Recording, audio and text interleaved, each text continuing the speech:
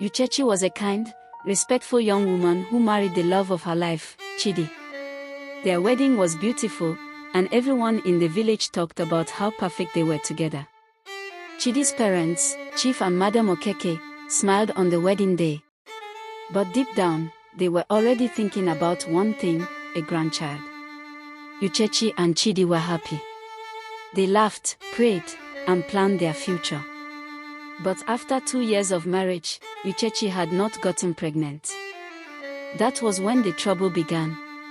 At first, Madam Okeke would make small comments like, "Are you sure you're feeding our son well?" Or, "When will I carry my grandchild?" Uchechi smiled through the pain and replied kindly. But the comments turned into insults. Chidi tried to defend his wife, but his mother would shout, "You are blind in love. Open your eyes before it's too late." Chief Okeke said nothing, but his silence was louder than words. Uchechi noticed changes in the house. Her food was no longer appreciated. Her greetings were ignored. Even the maids treated her differently because of how Madam Okeke spoke to her. Chidi stood by her side, but it was hard. He was the only son, and his mother's voice carried power in the house. One day, Uchechi overheard Madam Okeke saying, "That barren woman will not destroy my son's future. We must act."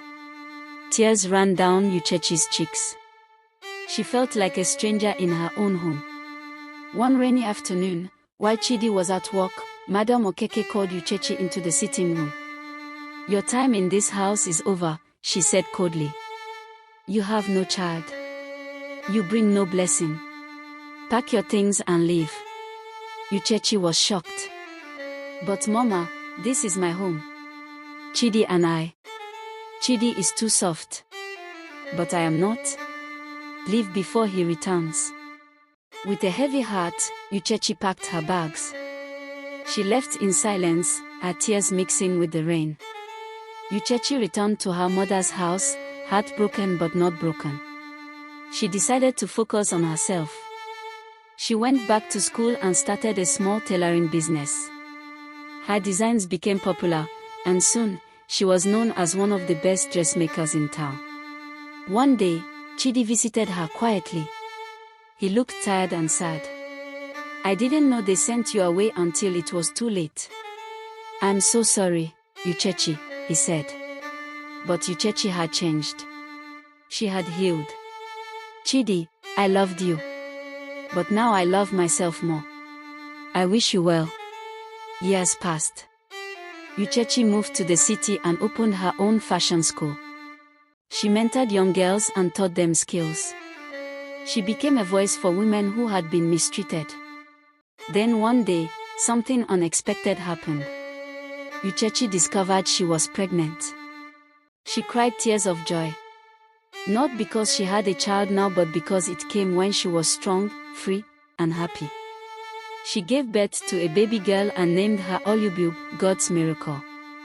Madam Okeke eventually heard the news. She cried, not out of joy, but out of regret. She had chased away a good wife. Her actions brought shame, not honor.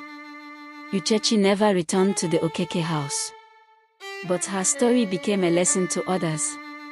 A woman is not only valuable because of her womb.